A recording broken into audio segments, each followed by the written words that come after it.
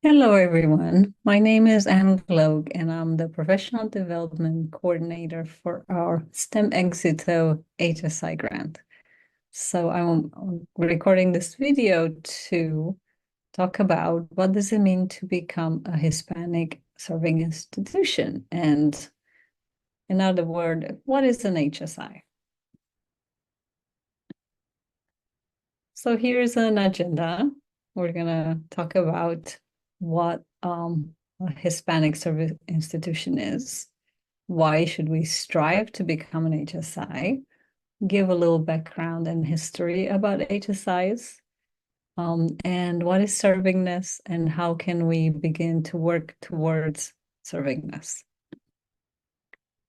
So what does it mean to be an HSI? So the federal definition, Hispanic Serving Institutions, HSIs, are defined in Title V of the Higher Education Act as not-for-profit institution of higher learning with the full-time equivalent undergraduate student enrollment that's at least 25% Hispanic. So this is from the sources HACU, and that stands for the Hispanic Association of Colleges and Universities. So we can look at the academic year 2021 to 2022. There were a total of 572 HSIs in the United States. And I think that includes Puerto Rico. So you can see how it's distributed. Most of them are at two-year public, but lots of four-year public universities also. Some 2 years privates and a bunch of four-year private institutions. So they're all across the spectrum of the types of higher education institutions across the country.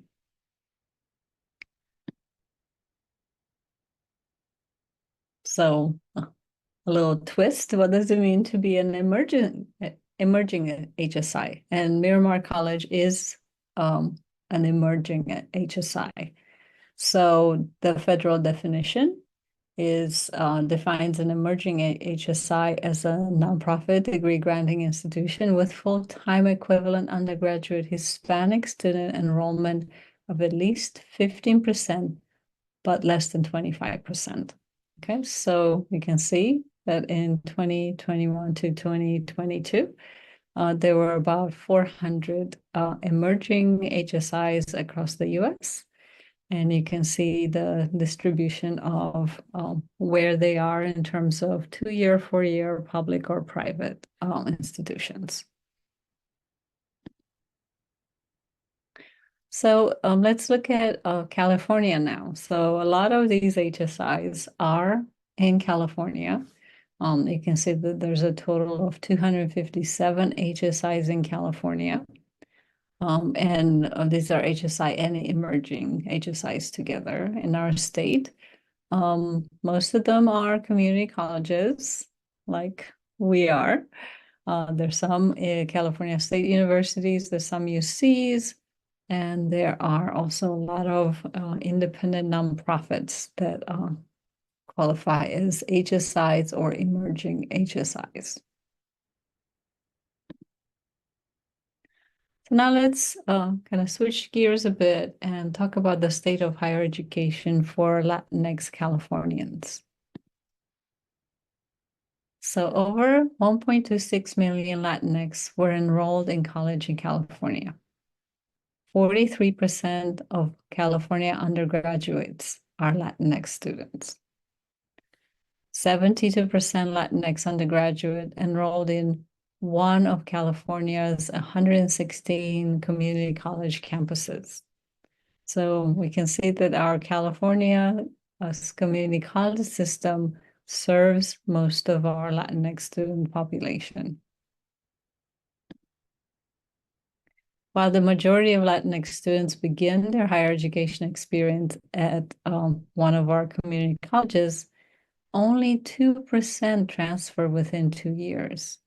This number increases to 16% after 4 years and 32% after 6 years of enrollment.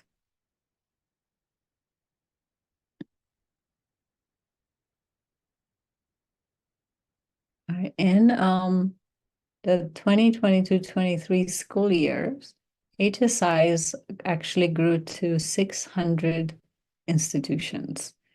This is a 4.9% increase from the data that I showed before, the 2021-2022. While the number of HSIs has increased, funding has remained relatively static to the growth. So you can see in this chart the relative distribution of Hispanic undergraduate students, HSIs, and federal HSI funds. Okay, so red is the HSIs, the number of HSIs. Orange is enrollment in thousands. And the blue, the teal, is the HSI funds. And this is across the years from 2009 to 2023. So we can see that the number of HSIs has increased, enrollment has increased, but federal funding is dips, goes up, stays fairly static.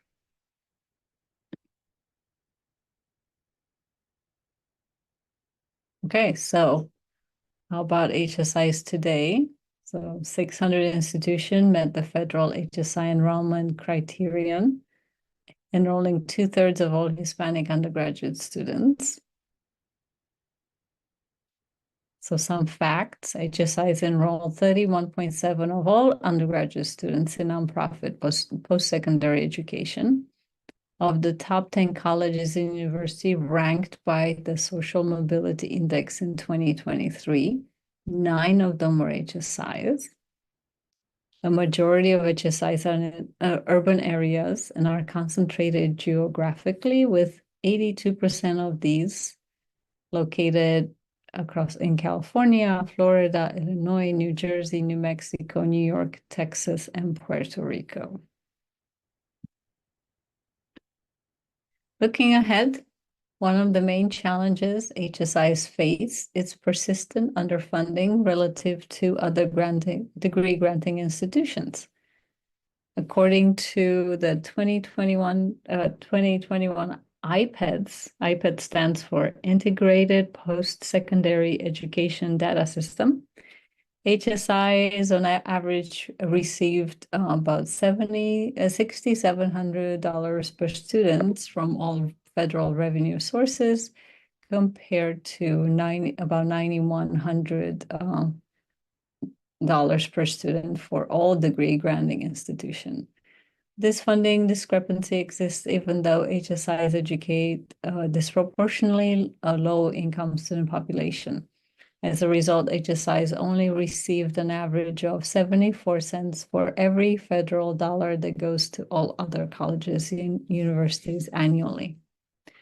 Despite being financially disadvantaged compared to other higher education institutions, HSIs are engines of upward mobility for millions of students.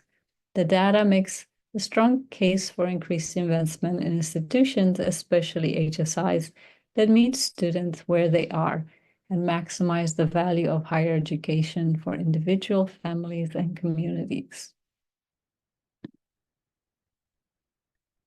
So you might have noticed that the federal criteria for HSI is enrollment. So there's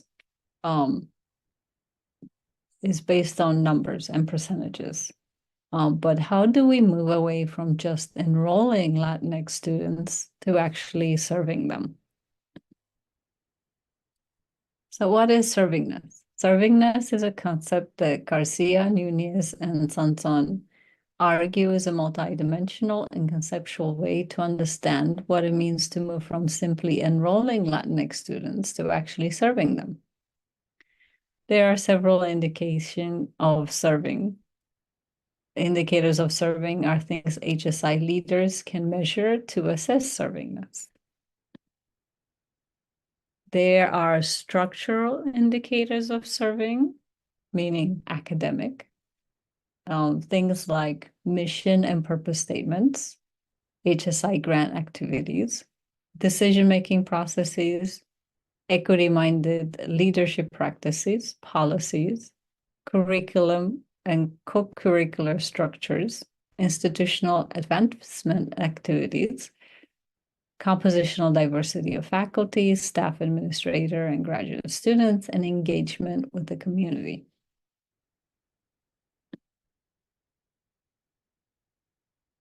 There are indicators of serving that are academic and non-academic. So some academic indicators of serving are persistence, graduation, transfer, course completion, STEM degree completion, and labor market outcomes.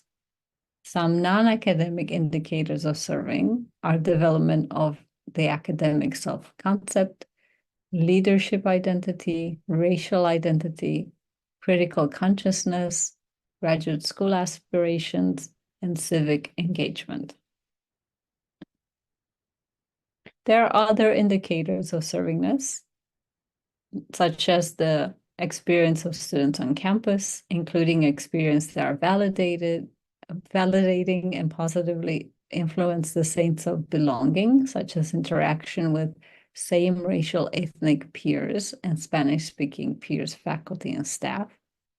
Experience may also be participation in mentoring and support program, as well as cultural signifiers on campus, such as murals by Latinx artists that enhance a welcoming and affirming environment. Defining servingness is difficult. The HSI designation is based solely on an institution reaching a specific enrollment threshold of Latinx students as defined by the Higher Education Act. The policy mostly defines HSIs by student descriptors, Latinx and low income, and provides literal federal guidance for not just enrolling, but serving the needs of these students. As such, HSI themselves are most often the ones to define servingness in practice. Now, thank you for listening. This video is part of a series of professional development towards increasing our knowledge of HSIs and of serving our students.